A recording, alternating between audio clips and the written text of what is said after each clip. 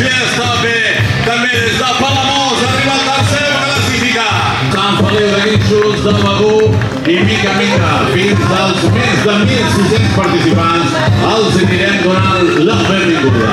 Són l'arribada, aquest esprint entre la gent de Torrella d'Estartit i Castell